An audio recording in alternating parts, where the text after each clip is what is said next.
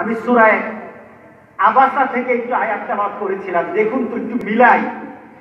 আল্লাহ সুবহানাহু ওয়া তাআলা বর্তমান চাইনাতে যে গজবটা দিয়েছেন করোনা ভাইরাস, আখিরাতের দৃশ্য আপনার চিন্তায় চলে আসে কিনা দেখুন। আল্লাহ সুবহানাহু ওয়া তাআলা আখিরাতের ব্যাপারে বলছেন, ইয়াউমা ইয়াফিরুল মারউ মিন আখি, সেদিন তোমার ভাই তোমার থেকে ভাগতে থাকবে। ভাই কি করবে? থেকে যাবে। ওয়া উম্মিহি ওয়া আবি, তোমার মা তোমার থেকে ভাগতে আরম্ভ করবে, তোমার বাবা সেদিন ভাগতে আরম্ভ করবে। ওয়া সাহিবাতিহি ওয়া বানিহি, তোমার প্রিয় তোমার স্ত্রী পর্যন্ত তোমার থেকে ভাগতে থাকবে, তোমার পরিবার পরিজন তোমার থেকে ভাগতে থাকবে, কেউ কারো সাথে সেদিন মিলতে চাইবে না।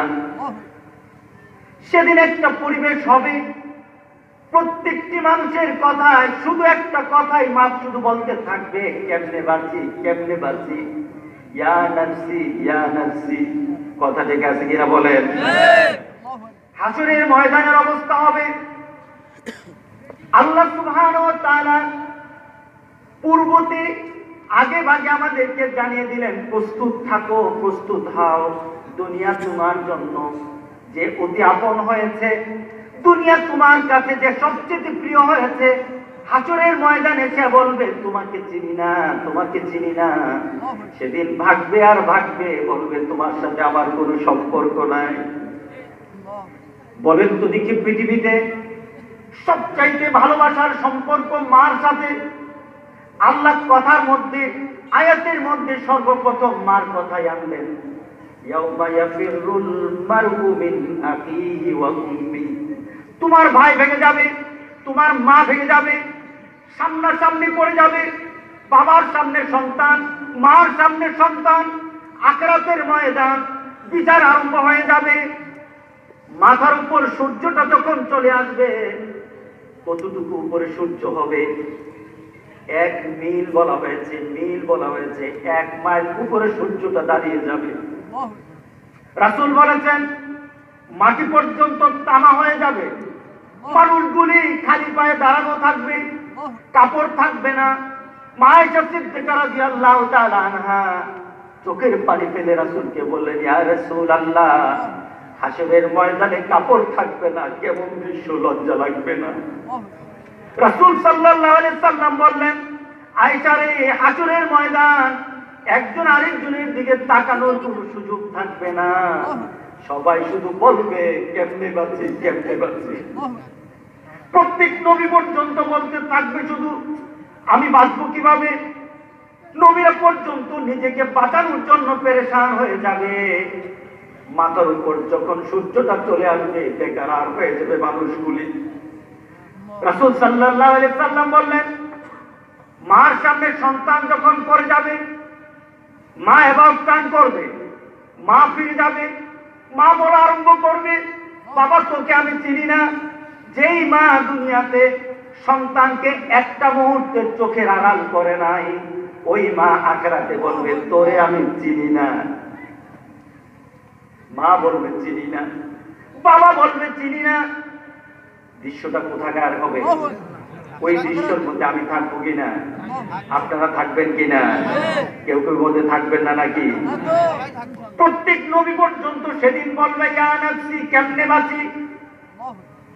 আল্লাহ সুবহানাহু ওয়া তাআলা আমাদেরকে জানিয়ে দিলেন, সবাই বলবে ইয়া নাফসি ইয়া নাফসি, শুধু একজন বলবে ইয়া হাবলি উম্মতি। আল্লাহু আকবার বলে আপনি দৃশ্য মিলিয়ে নেন। ওই চায়নার দিকে তাকান, করোনা ভাইরাস, করোনা ভাইরাস। পৃথিবীতে মানুষ পেরেশান হয়ে গেছে। মানুষ তার নিজের জীবন নিয়ে কিভাবে বাঁচি, কিভাবে বাঁচা যায়, যদি প্রয়োজন হয় বাপকে ছেড়ে দেব তবুও বাঁচতে চাই। পরিবেশ হয়ে গেছে। স্ত্রী ছেড়ে দেব, স্ত্রী বলে স্বামী তোমাকে ছেড়ে দিতে চায় কিন্তু বাঁচতে চায়। সন্তানকে মা ছেড়ে দেয়, মা সন্তানকে ছেড়ে দেয়। বাবা সন্তানকে ছেড়ে দেয়, সন্তান বাবাকে দূর থেকে শুধু বিদায় জানায়। পরিবেশ হয়ে গেছে। পৃথিবীর একটা পর্যায়ে চলে আসছে, একটা কর্নারে চলে আসছে যে মানুষের জন্য এখন কিছু করতে রাজি না। বাঁচার জন্য জীবন্ত মানুষকে এখন মেরে ফেলছে। শুধু মেরে ফেলছে নয়, যদি মানুষটার মধ্যে ওই ধরনের সমস্যা ধরা পড়ে, পুলিশ আর দেরি করে না, তাকে ঘাড় ফটকে মেরে ফেলে। কি বলেন, চলছে কিনা বলেন? আমরা শুকরিয়া জানাবো কার? ওই মাহবুদের শুকরিয়া যতদিন চলবে, ওই মাহবুদের শুকরিয়া যে বান্দারা করতেই থাকবে, ওই মাহবুদের কাছে যারা সিলিন্ডার হয়ে যাবে, ওই মাহবুদকে যারা যতদিন মানবে, আল্লাহ তাদেরকে গজব দিবে না ইনশাআল্লাহ। কে বলেন, ঠিক আছে কিনা বলেন? আমাদের আত্মসমর্পণ ছাড়া উপায় নাই। গজব কিন্তু পৃথিবীকে আক্রমণ করে ফেলেছে। এই বৎসরটা কোন বৎসর? বিংশ শতাব্দী। কি বলে 20 না, 20 পেয়েছে। 1.5 মাস, 1 মাস 20 দিন আজ পর্যন্ত। আপনি গোটা পৃথিবীর দিকে তাকিয়ে দেখেন, এই কয়েকদিনের মধ্যে গোটা পৃথিবীতে কি ঘটে গেছে। অস্ট্রেলিয়া দাবানো, অস্ট্রেলিয়াতে দাবানোর 6টা স্টেট জলে ছারখার হয়ে গেছে। অস্ট্রেলিয়া, পৃথিবীর বিভিন্ন দেশ, জাপানে অগ্নিগিরি, অগ্নুৎপাত দেখে মানুষ চিন্তা করা আরম্ভ করলো যে মানুষ বুঝে আর বাঁচবে না। এমন ভাবে অগ্নিগিরি থেকে অগ্নুৎপাত আরম্ভ হয়ে গেছে। আপনি কেনিয়া, এরপরে আফ্রিকা, সাউথ আফ্রিকা, পঙ্গপাল পোকা দেখেন না আপনারা? পঙ্গপাল এমন ভাবে বের হয়েছে, পোকাতে এমন ভাবে অবস্থা সৃষ্টি হয়ে গেছে, ফসলগুলি ধ্বংস হয়ে গেছে, মানুষ ঘর থেকে বের হতে পারে না। একটা পোকার সাথে জাতি পারছে না, একটা দেশ পারছে না। গজব এভাবে একটার পর একটা পৃথিবীতে নাজিল হচ্ছে। বলেন, আপনি তাকিয়ে দেখেন,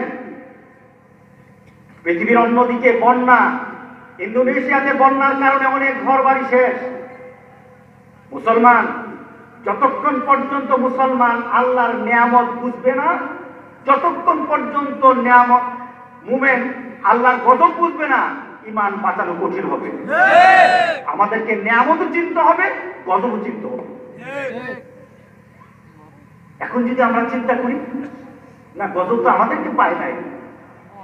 আল্লাহর গজব যখন চলে আসে, নেককার বদকার কিন্তু বাছাবাছি হয় না। গজব থেকে বাঁচার জন্য আল্লাহর দরবারে যখন তওবা দিয়ে আল্লাহর কাছে মাগফিরাত চাওয়া হবে, ক্ষমা চাওয়া হবে, আল্লাহ গজব দূর করে দিবেন। কিন্তু ওই গজবকে যদি গজব না মনে করে, গজব যদি চলে আসে, কেউই বাঁচবে না, সবাইকে ফ্লাট করে দেওয়া হবে।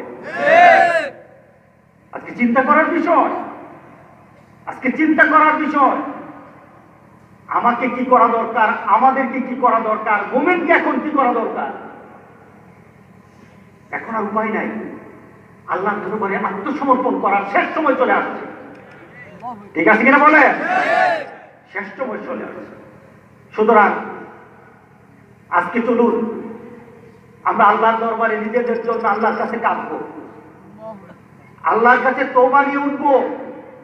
মাবুদ, যদি ভুল করে থাকি তুমি আমাদের কেমন গজব দিও না। রব্বানা লা তুআখিযনা ইন নাসিনা আও আখতানা। রব্বুল আলামিন, আমাদের ভুলের কারণে তুমি আমাদের উপর কোনো এই ধরনের শাস্তি দিয়ে দিও না যে ভুলটা আমি ইচ্ছাকৃত করে ফেলেছি অথবা ভুলে গেছি। তুমি আমার এগুলি ধরো না, তুমি আমার উপর এমন কিছু চাপিয়ে দিও না যেটা নেওয়ার মতো ক্ষমতা আমাদের নাই। কি বলেন, আছে নাকি? বাংলাদেশে কিন্তু একটা নতুন রূপ ধরা পড়েছে। গতকালও ডাক্তারের সাথে কথা, জ্বর উঠে, ভালো মানুষ হুট করে জ্বর উঠে 105, আর এটা নামে না, এটা ঘরের সবার মধ্যে এটা ছড়ে যায়। ডাক্তার এখন পেরেশান হয়ে গেছে, জ্বরটা উঠার পরে নামে না কেন। মুসলমান, আল্লাহর গজব কিভাবে আসবে টের পাওয়া যাবে না। আমরা আল্লাহর দরবারে তওবা করব, আল্লাহর দরবারে আমরা আত্মসমর্পণ করে বলবো, রব্বুল আলামিন, যেটা নেওয়ার ক্ষমতা আমার নাই এটা আমাকে দিও না। রাজি আছি তো সবাই?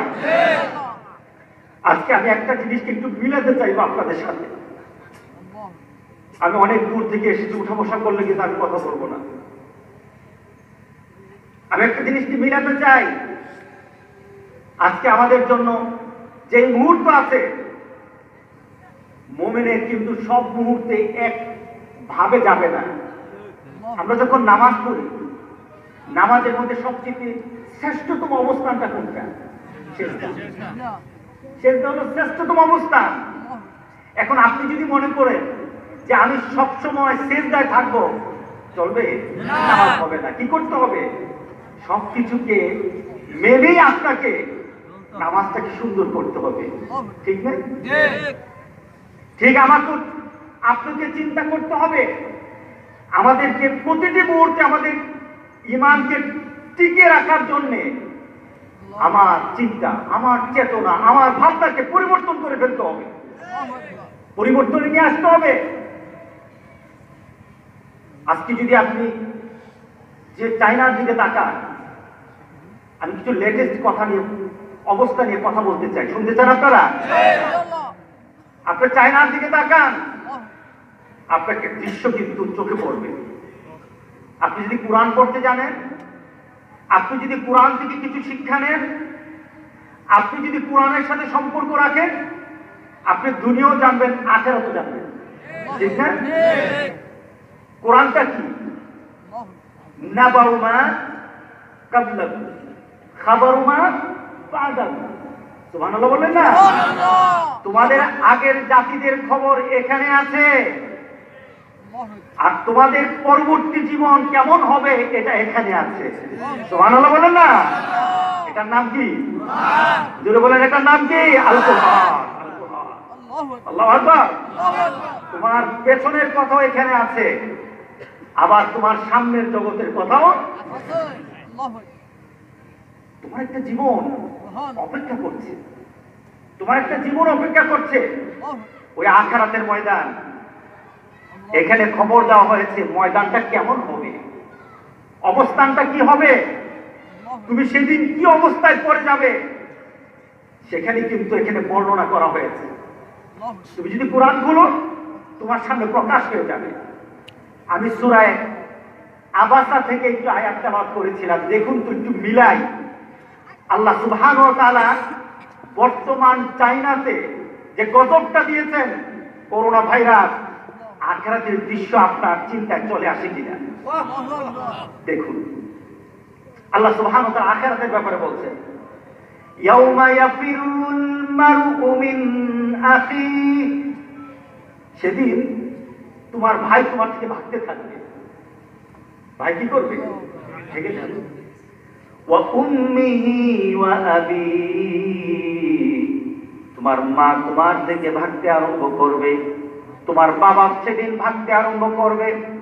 ওয়া সাহিবাতিহি ওয়া বানিহি, তোমার প্রিয় তোমার স্ত্রী পর্যন্ত তোমার থেকে ভাগতে থাকবে, তোমার পরিবার পরিজন তোমার থেকে ভাগতে থাকবে, কেউ কারো সাথে সেদিন মিলতে চাইবে না। সেদিন একটা পরিবেশ হবে, প্রত্যেকটি মানুষের কথায় শুধু একটা কথাই মাপ শুধু বলতে থাকবে, কেমনে বাঁচি, কেমনে বাঁচি, ইয়া নাফসি ইয়া নাফসি। কথা ঠিক আছে কিনা বলেন? হাসরের ময়দানের অবস্থা হবে, আল্লাহ সুবহানাহু ওয়া তাআলা পূর্বতে আগে ভাগে আমাদেরকে জানিয়ে দিলেন, প্রস্তুত থাকো, প্রস্তুত হও, দুনিয়া তোমার জন্য যে অতি আপন হয়েছে, দুনিয়া তোমার কাছে যে সবচেয়ে প্রিয় হয়েছে, হাসরের ময়দানে সে বলবে তোমাকে চিনি না, তোমাকে চিনি না। সেদিন ভাগবে আর ভাগবে, বলবে তোমার সাথে আমার কোনো সম্পর্ক নাই। বলেন তো দেখি, পৃথিবীতে সবচাইতে ভালোবাসার সম্পর্ক মার সাথে। আল্লাহ কথার মধ্যে, আয়াতের মধ্যে সর্বপ্রথম মার কথাই আনলেন, ইয়াউমা ইয়াফিরুল মারউ মিন আখিহি ওয়া উম্মি। তোমার ভাই ভেঙে যাবে, তোমার মা ভেঙে যাবে, সামনাসামনি পড়ে যাবে, বাবার সামনে সন্তান, মার সামনে সন্তান, আখিরাতের ময়দান বিচার আরম্ভ হয়ে যাবে। মাথার উপর সূর্যটা যখন চলে আসবে, কতটুকু উপরে সূর্য হবে? 1 মিল বলা হয়েছে, মিল বলা হয়েছে, 1 মাইল উপরে সূর্যটা দাঁড়িয়ে যাবে। রাসূল বলেছেন মাটি পর্যন্ত তামা হয়ে যাবে, মানুষগুলি খালি পায়ে দাঁড়ানো থাকবে, কাপড় থাকবে না। মা আয়েশা সিদ্দিকা রাদিয়াল্লাহু তাআলা আনহা চোখের পানি ফেলে রাসূলকে বললেন, ইয়া রাসূলুল্লাহ, হাসরের ময়দানে কাপড় থাকবে না, কেমন দৃশ্য, লজ্জা লাগবে না? রাসূল সাল্লাল্লাহু আলাইহি সাল্লাম বললেন, আয়েশা রে, হাসরের ময়দান একজন আরেকজনের দিকে তাকানোর কোনো সুযোগ থাকবে না, সবাই শুধু বলবে কেমনে বাঁচি, কেমনে বাঁচি। প্রত্যেক নবী পর্যন্ত বলতে থাকবে শুধু আমি বাঁচবো কিভাবে। নবীরা পর্যন্ত নিজেকে বাঁচানোর জন্য পেরেশান হয়ে যাবে। মাথার উপর যখন সূর্যটা চলে আসবে, বেকার হয়ে যাবে মানুষগুলি। রাসূল সাল্লাল্লাহু আলাইহি সাল্লাম বললেন, মার সামনে সন্তান যখন পড়ে যাবে, মা এবার টান করবে, মা ফিরে যাবে, মা বলা আরম্ভ করবে, বাবা তোকে আমি চিনি না। যেই মা দুনিয়াতে সন্তানকে একটা মুহূর্তের চোখের আড়াল করে নাই, ওই মা আখিরাতে বলবে তোরে আমি চিনি না। মা বলবে চিনি না, বাবা বলবে চিনি না। দৃশ্যটা কোথাকার হবে? ওই দৃশ্যের মধ্যে আমি থাকবো কিনা? আপনারা থাকবেন কিনা? কেউ কেউ মধ্যে থাকবেন না নাকি? প্রত্যেক নবী পর্যন্ত সেদিন বলবে ইয়া নাফসি, কেমনে বাঁচি। আল্লাহ সুবহানাহু ওয়া তাআলা আমাদেরকে জানিয়ে দিলেন, সবাই বলবে ইয়া নাফসি, ইয়া নাফসি, শুধু একজন বলবে ইয়া হাবলি উম্মতি। আল্লাহু আকবার বলে আপনি দৃশ্য মিলিয়ে নেন। ওই চায়নার দিকে তাকান, করোনা ভাইরাস, করোনা ভাইরাস, মাকে করোনা ভাইরাসে ধরেছে। মা একটা জায়গার মধ্যে দাঁড়ানো, আর এদিকে আসতে পারে না, অনুমতি নেই। সন্তান দূরে দূরে দাঁড়ানো, কিছু মার জন্য খাদ্য নিয়ে এসেছে, মার কাছে যায় না। সন্তান ওই বর্ডারে দাঁড়ানো, ওই ডাক দেওয়া স্থানে দাঁড়ানো, ভিতরে যায় না। মাও এদিকে আসে না। আই কন্ট্যাক্ট করে, দুজন দুজনের তাকিয়ে থাকে। মার দিকে সন্তান তাকায়, সন্তানের দিকে মা তাকায়। খাদ্যটা রেখে বলে মা আমি আসতে পারবো না। মা বলে বাবা রে, তোকে তো খুব আপন আমার, তুই তো খুব আপন আমার, আমি আজকে বিপদে পড়ে গেছি, হয়তো আমি বাঁচবো না। মাও সামনের দিকে আগায় না, সন্তানও আগায় না। সন্তান বলে মা আমি তোমার কাছে যাব না, কারণ যদি তোমার কাছে যাই আমাকে রোগে আক্রান্ত করে ফেলবে, আমিও করোনা ভাইরাস আক্রান্ত হয়ে যাবো। ইয়া নাফসি, বলেন কি আমার জীবন আমি কিভাবে বাঁচাবো? মা তুমি বললে মোর আমার কোনো অসুবিধা নাই, কথা ঠিক আছে কিনা বলে? হাসরের দৃশ্য দেখা যায় কিনা বলেন? কোথায় দেখতেছেন? চাইনাতে দেখতেছেন। মনে রাখবেন, গজব তো গজব, যে কোনো জাতির কাছে গজবাচক, গজবকে গজব মনে করতে হবে, কথা ঠিক আছে কিনা বলে? চাইনার লোকদেরকে গজব ধরছে, আমাদের কি এই চিন্তা করা যাবে? সেখান থেকে গজব আসতে আর কতক্ষণ লাগে? ছোট্ট বাচ্চা, কুলের বাচ্চা, করোনা ভাইরাসে ধরেছে, একটা গ্লাসের মধ্যে বাচ্চাটাকে ঢুকিয়ে দিল। বাচ্চাটা তার মাকে দেখে চিৎকার করতেছে, মাকে ডাকতেছে, মা দূর থেকে কাঁদতেছে আমার বাচ্চা ভিতরে। বলেন তো দেখি পৃথিবীতে এমন কোন মা পাওয়া যাবে কিনা বাচ্চা কান্না করলে মা বাচ্চার কাছে যাবে না? পাগল হলো দৌড় দিয়ে যাবে, অসুস্থ হলো দৌড় দিয়ে যায়, উঠতে পারে না, সন্তানের কান্না মা সহ্য করতে পারে না। আল্লাহু আকবার। পৃথিবীতে সবার কান্না সবাই সহ্য করে, কিন্তু সন্তানের কান্না কোনো মা সহ্য করতে পারে না। নিজে ঝাঁপিয়ে পড়ে, আমার সন্তান কেন কান্না করে ঝাঁপিয়ে পড়ে। কিন্তু দেখুন চায়নার মধ্যে ইয়া নাফসি কেমন চলছে। বাচ্চাটা গ্লাসের মধ্যে আটকানো, বাচ্চা মাকে দেখে চিৎকার করা আরম্ভ করলো।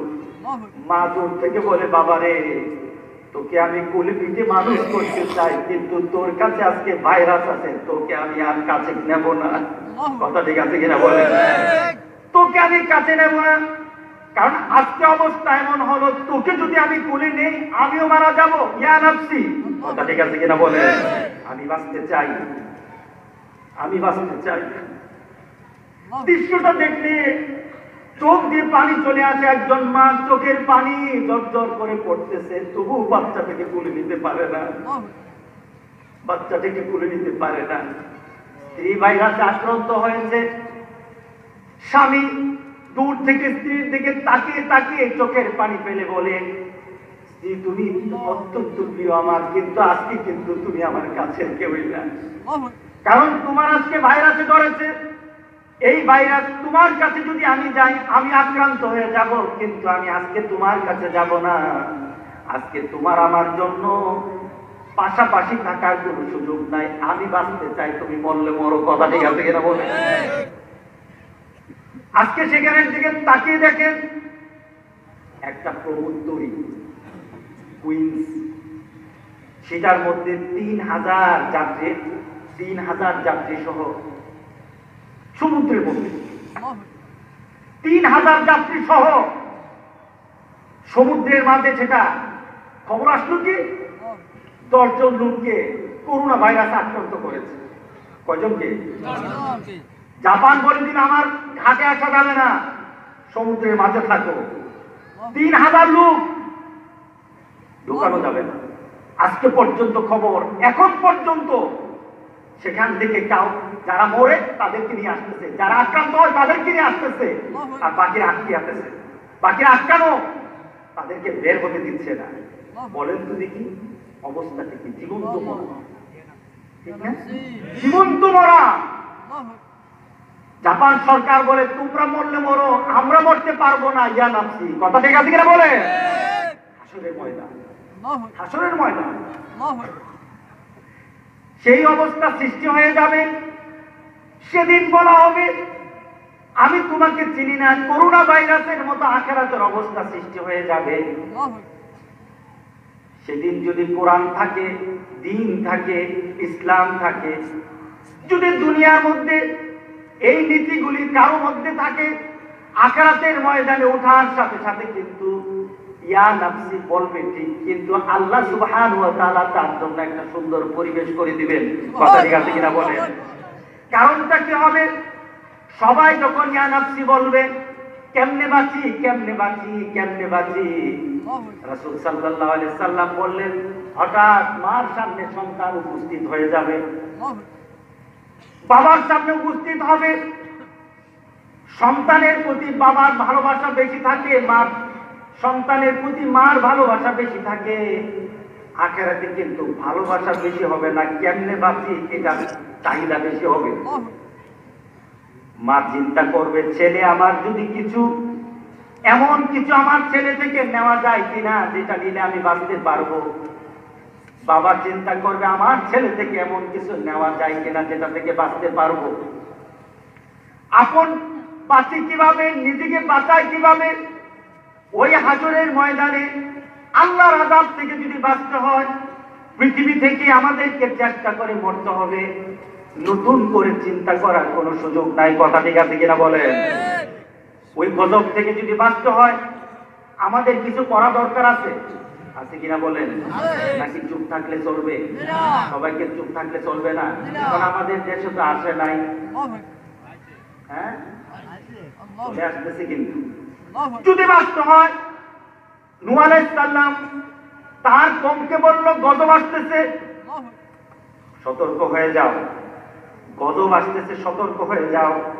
ওই মুহূর্তে নূহ আলাইহিস সালাম তার কওমকে বলল, গজব চলে আসতেছে। কওম বলে, গজব কখন আসবে?